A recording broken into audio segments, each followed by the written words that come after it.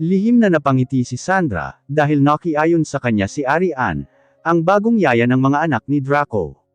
Kung hindi, baka pagdududahan na naman nito ang kalupitan niya sa mga bata. Humanda kayo sa akin, mga bulinggit kayo. Pasalamat lang kayo at dumating ang daddy ninyo. Hindi pa ako nakapaghiganti sa iyong ina. Kayo ang pahihirapan ko sa lahat ng hirap na dinanas ko sa kamay ng mga yakuza. Sa loob-loob ni Sandra. Draco Beg, pagpasensyahan na lang muna natin si Arian, hayaan mo sa susunod babantayan ko na ng maayos ang mga anak natin. Sabay halik sa labi ni Draco. Hindi naman makaiwas si Draco, dahil alam niyang andyan ang mga anak niya. Baka isipin ng mga ito, na nanlalamig na siya sa kanilang ina. Samantalang umiwas naman ng tingin si Sanaya, nang makita na naghahalikan sa harapan niya ang dalawa. Parang tinamaan ng kidlat ang kanyang puso. Agad na siyang tumalikod at umakyat papuntang silid ng mga quadruplets, upang mapigilan ang luha na handa nang lumabas mula sa kanyang mga mata. Di nagtagal na nakapasok na siya sa loob ng silid ng mga quadruplets, si Draco naman ang sumunod na pumasok. Agad siyang nag-iwas ng tingin, at pinahid ang luha sa kanyang mga mata. Kinakarga niya ngayon ang mahigit 1 taon, na si Aliyah, dahil nauna itong nagising, kaysa 3 niyang kambal. Mommy, sobrang tuwa niya nang marinig ang boses ng kanyang anak, na tinawag siyang mommy. Ulitin mo nga anak mommy. Sinabayan pa niya ito sa pagsasalita. Habang kinikiliti ang anak, na hindi naman matapos-tapos ang hagikhak. Sa sobrang tuwa niya, nakalimutan niyang andyan pala si Draco sa harapan niya, at nakakunot noo na nakatingin sa kanya. Ngayon lang napansin ni Draco na kabuses ni Arian ang asawa, at maging sa mga mata nito, sa mga galaw, maging sa uri ng pananalita. Hindi niya rin alam kung bakit niya ito sinundan, may kung anong malakas na puwersa galing sa kanyang puso ang tumutulak sa kanya, upang puntahan ito. Parang nahulaan naman ni Sanaya, ang tumatakbo ngayon sa isipan ni Draco, kaya agad siyang nakabawi, at nilagay si Aliyah sa kanyang crib, habang pinapainom ng gatas. Sanaya, agad siyang lumingon, nang marinig ang pangalan niya. Hindi niya alam na sinusubukan lang pala siya ni Draco, kung lilingon ba siya o hindi, kapag tinawag siya sa pangalan niya.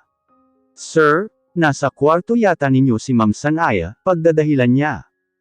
Umalis na siya, may pinuntahan. Ikaw, sino ka ba? Madiin ang tanong nito, habang papalapit sa kanya, at tinatitigan mabuti ang kanyang mga mata. Binitawan ni Sanaya ang pagpapadidi sa anak, dahil agad na siyang napa-atras nang maramdaman na isang hakbang na lang ni Draco. Magkadikit na ang katawan nilang dalawa. Lalong lumakas ang kaba na nararamdaman niya, nang kanyang maamoy ang mainit na hininga na dumadampi sa kanyang ilong. Agad siyang napapikit, dahil parang hindi na niya kakayanin ang magpanggap sa asawa. Alam ni Draco ang kahinaan niya. At lalong alam nito kung saan ang kiliti niya, kaya sigurado siyang anumang oras, malalaman na nito kung sino siya. Huwag kang pumikit. Narinig niya ang utos ni Draco. Agad naman siyang nagdilat ng mga mata, at nakita niyang masusing inaaral ni Draco ang kanyang mukha. Tell me, who are you? Tanong ulit nito. Arian po sir, agad niyang sagot. Are you sure? How about this? Hindi siya nakapaghanda, agad siyang nilamuko sa labi ng mga nanabik na halik ni Draco. Now tell me, who are you? Garalgal ang boses ni Draco, parang iiyak ito habang nagtatanong sa kanya. Draco, ang tanging sambit niya. At alam niya na sa pagkakataong ito, mas lalong lumakas ang pakiramdam ng asawa, na siya ang tunay na Sanaya. Matalino ang asawa niya, kaya alam nito na may malalim na dahilan, kung bakit nangyari ito sa kanya, at kung bakit nagpanggap siya. Maya-maya pa'y hinhila ni Draco si Sanaya, papasok sa shower room kung saan hindi makikita ng CCTV na nakakonektado sa loob ng master's bedroom.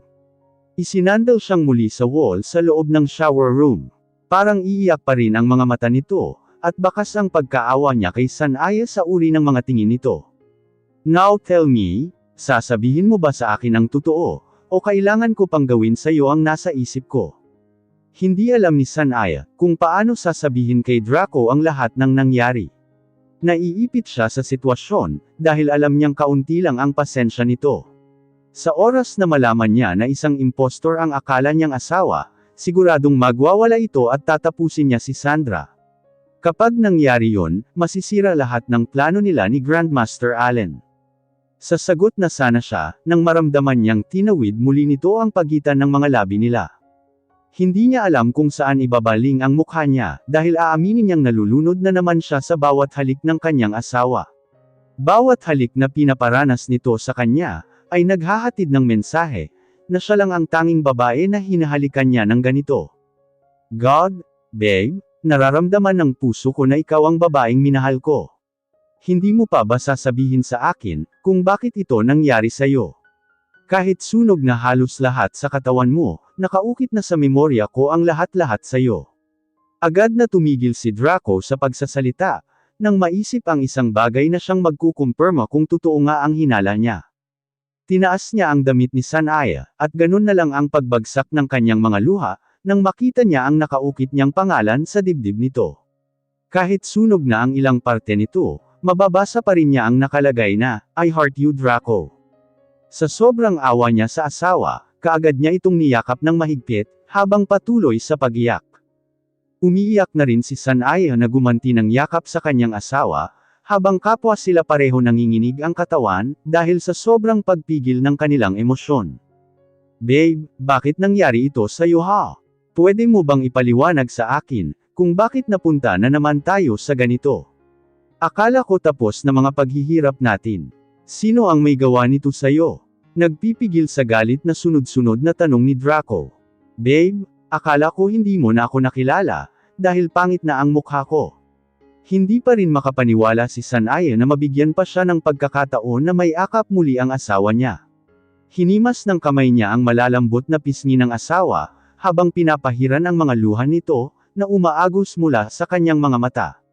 Sa sobrang sabik niya kay Draco, bahagya siyang nagangat ng paa, upang abutin ang namumulang labi nito at masuyong hinalikan. Gumanti rin kaagad ito ng halik sa kanya, at kapwa nila nilunod ang sarili sa bawat ganti ng mga halik, na ninanamnam nila sa isa't isa. Agad nilang pinaghiwalay ang kanilang mga labi, at saglit na nagkatitigan. Ipinaliwanag ni Sanaya ng detalyado, ang lahat na nangyari sa kanya. At habang nagpapaliwanag siya, iba-ibang reaksyon ang nakikita niya sa mukha ni Draco. Magkahalong galit at awa, ang nababakas sa mukha nito. Babe, kaya ako nagpanggap kahit na parang mamatay ako sa selos, sa tuwing nakikita ka nakahalikan si Sandra. Dahil gusto kong malaman kung sino ang humahawak sa kanya. Alam kong ginagamit lang siya ng taong ito, dahil alam niyang gawin ni Sandra ang lahat upang makapaghiganti lang sa akin, at tuluyang maagaw ka. Sa ganoong paraan maisakatuparan niya ang plano niyang tuluyan na pamunuan ang Eri. Nabigo siya kay Madam Mia noon, kaya si Sandra naman ang ginamit niya ngayon. Kaya sana tulungan mo muna akong magpanggap sa ngayon. Kaya nating tiisin ito babe, para sa mga anak natin. Ayaw ko silang madamay. Natakot na ako noon nang pinutulan ng isang daliri ang kamay ni Alaric. Kailangan na nating tapusin ang problema ko sa Eri. Dahil hanggat andyan ang mga kalaban ko, hinding-hindi tayo magiging masaya. Maging panandalian lang ang lahat sa atin. Pakiusap ni Sanaya sa asawa, at sumang-ayon naman ito sa kanya. I love you Sanaya, kaya pala hindi ko maramdaman sa peking asawa ko, ang katulad sa nararamdaman ko sa'yo ngayon. Kung hindi ka pa tinawag ni Aliyah na mommy, hindi papasok sa utak ko na maaring ikaw nga si Sanaya. Noon pa man, nagkaroon na ako ng duda sa babaeng pinakasalan ko, dahil nakikita ko sa kanya si Sandra, sa tuwing tinitingnan ko siya.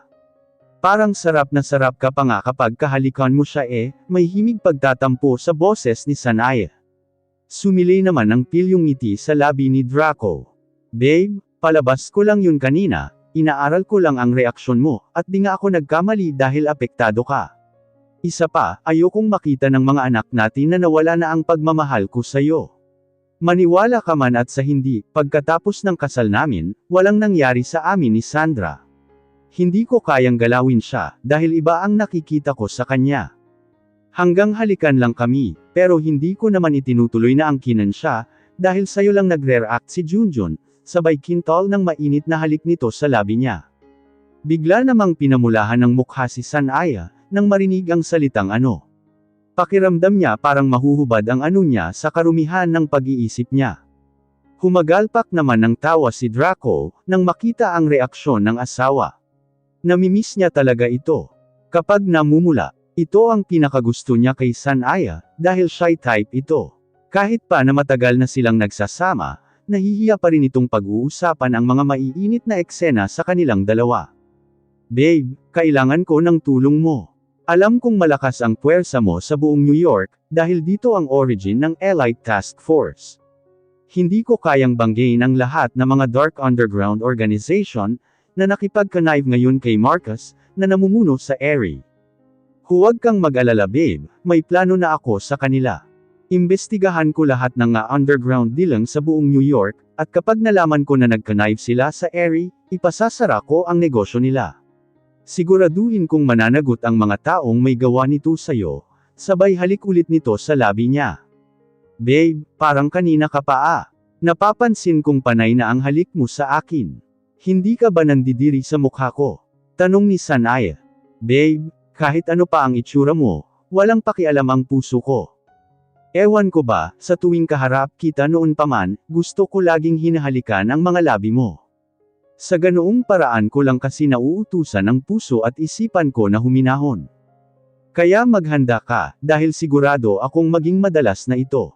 Doon ka na sa guest room matulog simula mamaya, at kailangan lagi ka nang nandoon sa tuwing pagpatak ng 10:00, kailangan ka ni Junjun para hindi siya magwala. Dahil kung hindi, baka hindi ako makapagpigil at matapos ko si Sandra. Baka makalimutan kong magpanggap na wala pa akong nalalaman.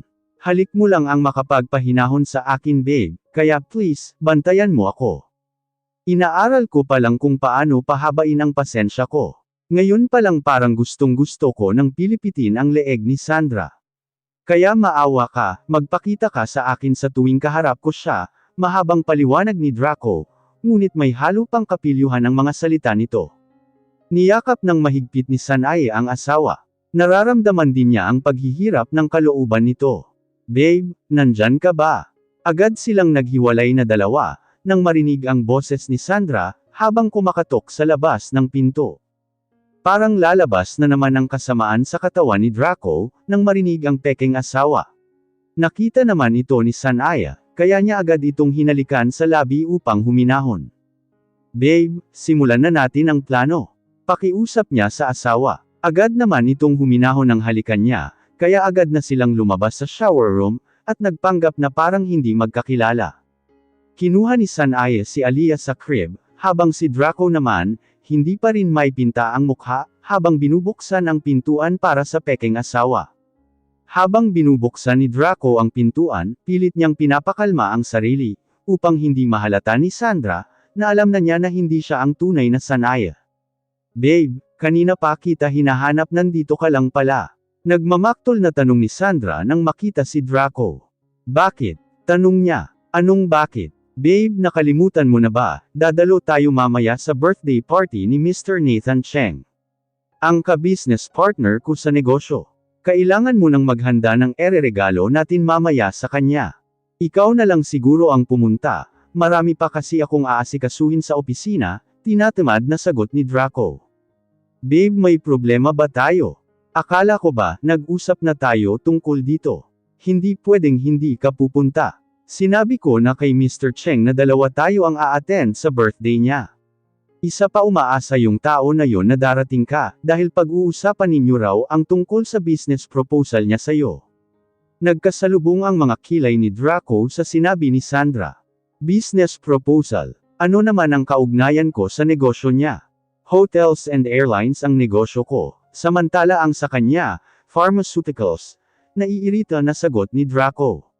Babe, baka nakalimutan mo, na malaki ang ambag ng airlines mo sa Sanaya Pharmaceuticals Incorporation, dahil napabilis ang pag-transport natin ng mga gamot sa iba't ibang bansa. Malamang baka gusto ka rin niyang maging ka-business partner dahil dyan. Paliwanag ni Sandra. Ano, bakit sinabi mo ba sa kanya ang tungkol sa merging ng SMPI at sa distribution ng Del Puego Airlines? Hindi mo ba alam na exclusive for SMPI lang ang binigyan ko ng pahintulot, para mag-transport ng mga gamot? Tayong dalawa lang ang nakakaalam noon. Ayokong gamitin nila ang negosyo ko, para mag-transport ng mga gamot na hindi muna sumailalim sa matinding pagsusuri. Baka mamaya magugulat na lang ako, bawal na gamot na pala ang tina-transport nila. Teka, bakit ka ba nagagalit? Hindi pa naman tayo sigurado, kung yan nga ang business proposal niya. Matagal ko nang kilala yang Mr. Cheng na yan. Frontline business niya lang ang NC Pharma, pero ang totoo mas marami siyang illegal na negosyo sa underworld market. Saglit nang natigilan si Draco pagkatapos niyang banggitin ang underworld market. Palihim niyang tiningnan si Sanaya, na ngayoy naglalaro sa apat na kambal, ngunit alam niyang nakikinig din sa usapan nila ni Sandra. Tiningnan din siya nito, at nahulaan din niya kaagad, kung ano ang ibig sabihin ng mga tingin nito sa kanya. Ayaw mo ba talagang pumunta? Kung ayaw mo ako na lang.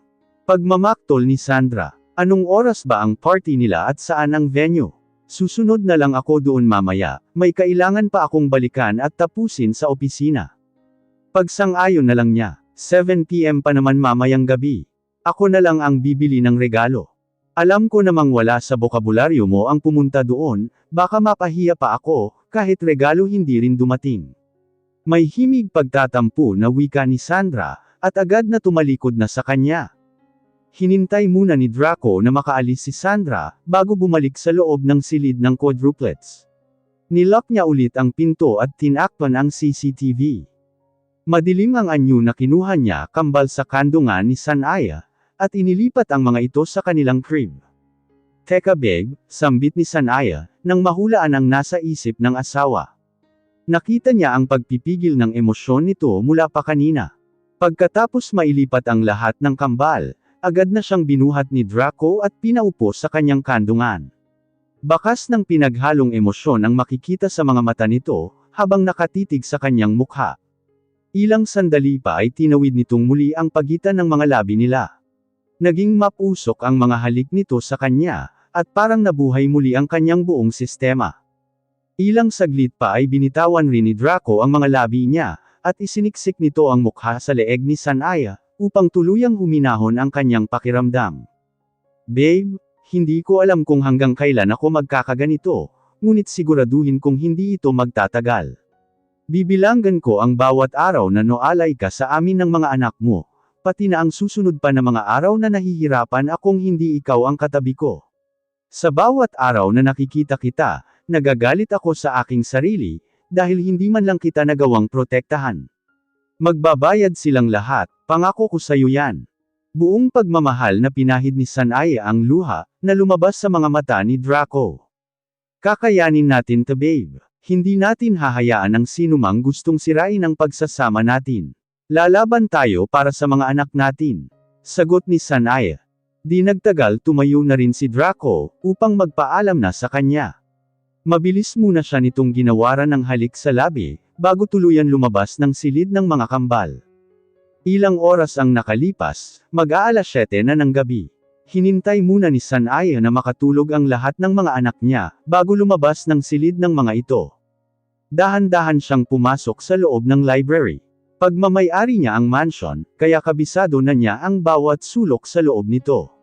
Nang makapasok na siya, sinigurado niya munang nakalock ang pinto. May pinindot siya na isang maliit na button, na tinatakpan ng mga makapal na libro, at nakahanay sa second level ng bookshelves wall. Di nagtagal ay naghati sa gitna ang bookshelves wall, at niluwa ang isang malaking litrato ng kanyang ina, na nakasabit ito sa dingding. Pumasok siya sa loob ng maliit na silid na yun, at hinanap ang isang maliit na box, na pinaglalagyan niya noon ng kanyang kwintas, at diary notebook ng mommy niya. Ilang sandali pa'y hawak na niya ang mga ito. Binasa niya rin ito noon, ngunit wala siyang nakita na may binanggit ito na pangalan ng tao na pwedeng tumapos sa mga magulang niya, kaya naisipan niyang itago na lang ulit ito sa box. Sinubukan niyang basahing muli ang bawat pahina ng diary. Sa kalagitnaan ng kanyang pagbabasa, napansin niya ang mga pangalan ng mga miyembro ng ERI, na pinamumunuan ng kanyang ina. Tama ang hinala niya dahil isa si Mr. Nathan Cheng sa mga miyembro na nakalista dito. Ipinagpatuloy niya ang pagbabasa, hanggang sa abutin na niya ang dulo. Halos buhay pag-ibig lang nila ng daddy niyang si Dave, ang laman ng notebook, at kung paano siya tinanghal na Eagle Queen. Itiniklop na niya ang diary, at akmang ibabalik na niya sana sa maliit at lumang box, nang may napansin siyang isang kapirasong papel, na nakaipit sa maliit na bulsa ng leather cover ng notebook. Parang nasa kalahati lang ng 1/2 size paper ang sukat nito. Binasa niya ang nakasulat sa papel. Puro Spanish word ito, na may mga katapat na code. Marami pa ang nakasulat na halos Spanish language lahat, at may mga code number ang bawat isa sa kanila. Sinuyod niya ng paningin ang buong silid. Lahat na nakasabit sa wall cabinet ay puro nakalock sa iba't ibang code. Nahadjap ng mata niya ang pangalang, Amargo, sa pinakagilid ng wall. Curious niyang pinuntahan ang bahagi ng cabinet na iyon, at sinubukang ilagay ang combination ng code sa lock nito. Tuwang-tuwa siya nang mag-match ang code na nilagay niya, dahil agad namang nagbukas iyon. Nakita niya ang isang lumang notebook, na nakalagay sa loob ng box. Kinuha niya ito habang binubuklat na umupo sa couch. Ang nakalagay na sulat sa cover niya na ang ibig sabihin ay ang pangalan niya. Sinimulan niyang basahin ang laman nito. Sanay anak. Hindi ko alam kung darating pa ang araw na masisilayan kitang lumaki, kasama namin ng daddy mo. Gayunpaman, kahit anong mangyari. Malaki ang paniniwala kung matatagpuan mo rin itong sulat ko. 3 taong gulang ka pa lang nang maisip kong isulat ito. Patawarin mo ako anak kung nagsinungaling sa'yo si mommy. Sinabi ko sa'yo na magbabakasyon lang tayo sa Pilipinas. Pero ang totoo, gusto kitang itago pansamantala sa bahay ampunan, kung saan si Sister Emma na kaibigan ko ang mag-aalaga sa'yo. Kailangan kong gawin ito, para hindi ka madamay sa gulong pinasok ko. Alam ko na nagsimula ito nang tinanggihan ko ang alok na kasal ni Alex Montenegro. Mula pa pagkabata, magkasama na kami. Siya ang aking sandalan sa tuwing may problema ako. Sabay kaming lumaki, at halos kapatid na ang turing ko sa kanya. Isang araw nagulat na lang ako na inamin niya sa akin na matagal na niya akong minahal. Hindi ko alam kung paano ko sasabihin kay Alex na magkaibigan lang kami. May mahal na akong iba at si Dave Coster yun, ang daddy mo. Hindi ko naman inaasahan, na mahalin ako ng aking matalik na kaibigan. Anong magagawa ko, si Dave ang sinisigaw ng puso ko, at hindi si Alex. Inamin ko na kay Alex ito, ngunit hindi ko akalain na hindi niya ito matanggap. Isang araw, narinig ko ang pag-uusap nila ni Cynthia, isa din sa matalik kong kaibigan. Pinagplanuhan nilang dalawa na tapusin kami ng daddy mo. Hindi ko akalain na traitor nila ako, dahil itinuturing ko silang tunay na kaibigan. Si Cynthia, pumayag na tapusin ako sa kagustuhan niyang agawin ang trono ko, bilang isang Eagle Queen, samantalang si Alex naman, gusto akong tapusin, para huwag lang akong mapunta kay Dave. Nang araw ding yun, walang kaalam-alam ang lolo mo sa mga nangyayari sa buhay ko. Isinama ka namin ng dad mo, upang lumuwas ng Pilipinas sa takot naming baka madamay ka. Pinaalam niya ito sa pinsan niyang si Simon Coster, upang proteksyonan ka. Habang wala kami, ngunit lingid sa amin kaalaman, magkasabwat pala sila ni Cynthia. Pero nangako siya sa daddy mo, na protektahan ka niya, kung sakaling may mangyaring masama sa amin, sa isang kondisyon na ang lahat ng kayamanan ng daddy mo, ay may lilipat sa kanya. Pumayag ang daddy mo, pero nagbigay rin ang daddy mo ng kondisyon, na kapag may mangyaring masama sa'yo, lahat ng yaman na nailipat kay Simon, ay mapawalang bisa, at mapupunta ulit sa'yo. Anak, naniniwala ako na kapag nabasa mo na itong sulat ko, alam kong kaya mo na ang sarili mo. Pero pangako mo anak, na huwag kang magpadalos-dalos sa iyong desisyon. Siguraduhin mo munang sapat na ang iyong lakas, upang labanan si Alex Montenegro. Bakit ko ito sinasabi sa iyo? Dahil hindi ordinaryong tao ang isang Alex Montenegro. Nang malaman niya noon na ako ang ginawang Eagle Queen ni Grandmaster Allen, ginawa niya ang lahat para siya ang aking magiging Eagle King. Hindi nakapasa noon si Dave sa pagsubok ni Grandmaster Allen, bilang Eagle King, kaya si Alex ang nagpresenta. Nakapasa siya sa lahat na pagsubok, kaya nagtagumpay siyang makuha ang posisyon bilang Eagle King. Anak, mamimiss ka namin ng daddy mo. Wala akong ibang hangad kundi ang maging ligtas, at masaya ka sa piling ng mga tao na dadaan sa buhay mo. Alam kong babalikan ka ng mga taong gustong tumapos sa akin. At sana bago pa mangyari yon, may sapat ka ng lakas at kapangyarihan, para malabanan mo sila. Bago mo hanapin si Alex Montenegro, hanapin mo muna ang lalaking pwedeng tumulong sa'yo. Kailangan mo ng proteksyon mula sa taong ito. John Bloomberg, ang pangalan niya, ngunit kilala siya bilang Demon King ng New York, dahil takot ang lahat sa kanya. Pinuno siya ng lahat ng underground organization, at maging sa black market, kaya siya tinaguri ang Demon King. Niligtas ko siya noong mga panahong naghihirap pa lang siya, kaya nangako siyang tutulungan kanya pagdating ng panahon. Kapag suot mo ang kwintas na binigay ko sa iyo, malalaman niya na anak kita. Palm anak, sana magtagumpay ka. Pinahid ni Sanae ang kanyang luha, habang tinitiklop muli ang notebook na pinagsulatan ng kanyang ina. Kahit matagal na itong noalay sa kanya, ramdam pa rin niya ang pagmamahal ng kanyang mga magulang. Namatay sila dahil sa kagustuhan na mailigtas lamang siya sa mga kaaway nito. Hiko, maya-maya pa'y tawag ni Sanae.